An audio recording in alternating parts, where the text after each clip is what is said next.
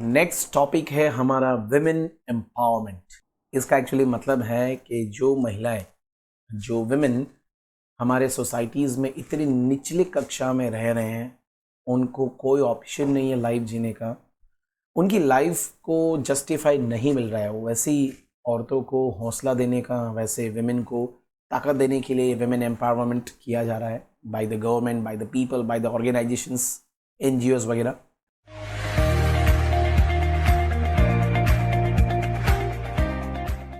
The task of making a house into a home is possible only by women.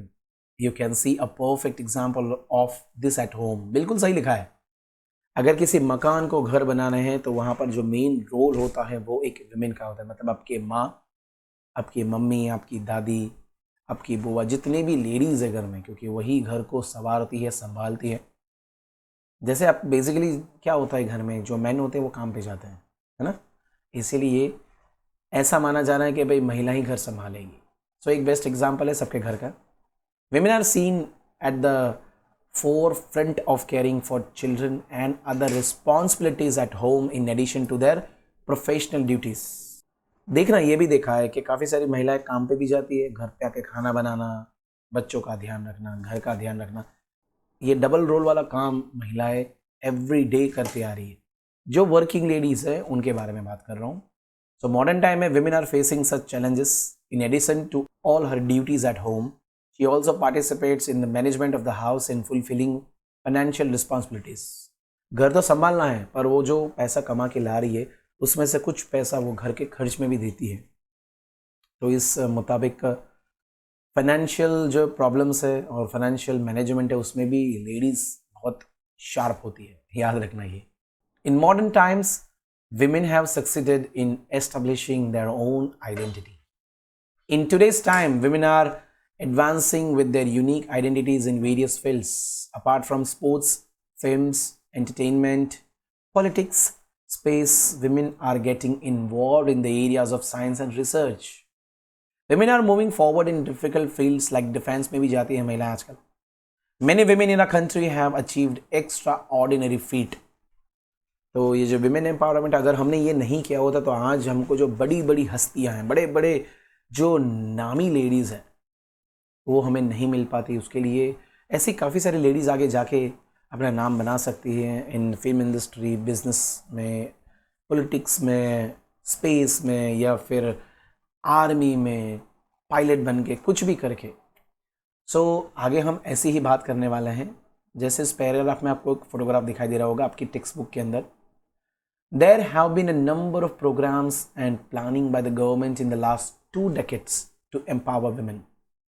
Assistance is provided for animal husbandry and other ventures under Startup India program and Make in India program. Many schemes are implemented for women empowerment. So government बहुत ही ध्यान दे रही है इस चीज़ के ऊपर, अलग अलग programmes करके लेडीज़ को, मतलब विमेन को ऊपर लाने की कोशिश कर रही है समाज के अंदर, ताकि मेन और विमेन को इक्वालिटी मिले, इन शॉर्ट इक्वल पोजीशन मिले।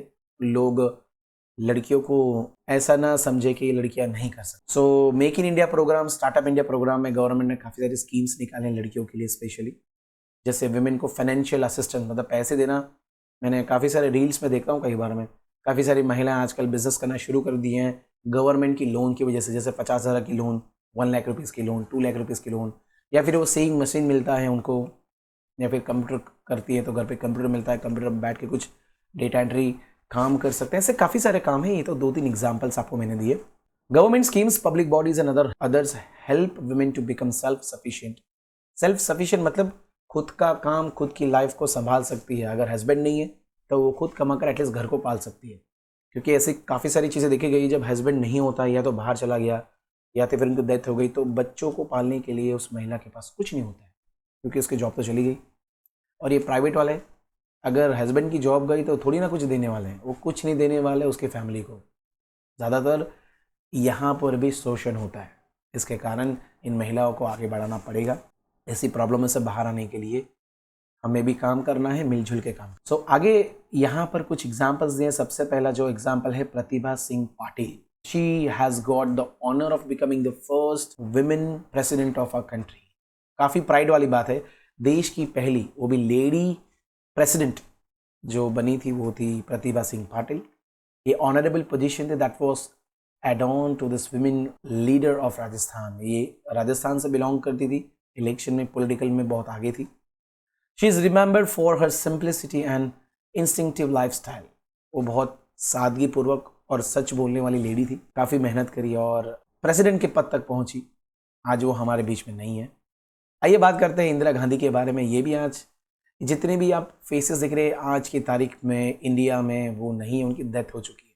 बट उन्होंने ऐसे काम किए हैं कि आज हम उनके बारे में पढ़ रहे हैं, उनके बारे में रीड कर रहे हैं, उनके बारे में लोगों को समझा रहे हैं, उनके बारे में हर जगह पर टीवी में, न्यूज़ में आता है। क्यों? कुछ हटके किया है ना, इसलिए। सो इंदिरा गांधी को जानते हैं the first women prime minister of our country. 1971 में achieved a glorious victory against Pakistan, so which is recorded in the history of the country. She is known around the world as an iron lady. पूरे world के लोग इंदिरा गांधी को iron lady के नाम से जानते थे। शायद आपने ये सुषमा स्वराज का नाम सुना हो। She was the foreign minister उनकी डेथ से पहले। We recognise Sushma Swaraj as the first women foreign minister of the country. This women who spent many years in politics, she was proud to be a youngest cabinet minister in the Haryana state of government. Haryana में उनकी जो cabinet ministry थी उसमें सबसे young lady थी ये। बहुत ही काबिल थी, बहुत ही सरल स्वभाव की थी मेरे हिसाब से, क्योंकि मैंने उनके भाषण स्पीचेस काफ़ी सुने हुए हैं। और लता मंगेशकर तो कौन नहीं जानता, उनकी आवाज़ सालों साल तक गूंजने वाली है आपके कानों के अंदर। She was the melody queen actually of India. उन्होंने 40,000 से भी ज़्यादा गाने अलग अलग भाषाओं में गीत गाए हुए हैं। गवर्नमेंट ऑफ इंडिया ने उनको भारत रत्न अवार्ड दिया हुआ था। ऐसे किसी को भारत रत्न अवार्ड नहीं मिलता भाई। और दो लेडीज़ के बारे में जो हमें पढ़ना है वो है स्पोर्ट्स, एक स्पोर्ट्स पर्सनालिटी है और एक स्पेस से जुड़ी हुए हैं। कल्पना चावला के बारे में आपने चैप्टर्स में पढ़ा होगा, स्टोरीज में। She was Indian origin, India में थी, फिर वो पढ़ने के लिए यूएस गई, नासा में पढ़ा, पढ़ाई करने के बाद वो नासा में काम कर रही थी। On her way back as an astronaut, जब वो स्पेस शटल ऊपर गया, जब वो वापस आ रही थी ना स्पेस में रिसर्च करने के बाद, तो वो जल गया, प्लेन टूट के बिखर गया और डेथ हो गई कल्पना चावला की। और ऐसा डेडिकेशन, ऐसी हिम्मत एक इंडियन लेडी ने दिखाई, वो इंडिया के लिए बहुत प्राउड वाली बात है। नीचे आप देख सकते हो सरिता गायकवाड़, एक खेल महाकुंभ नाम का जो प्लेटफॉर्म है गुजरात गवर्नमेंट ने दिया है, नरेंद्र मोदी जी ने दिया है गुजरात की जनता को। Sarita Gaikwad has earn India a gold medal in Asian games. उसको प्लेटफॉर्म कहाँ से मिला?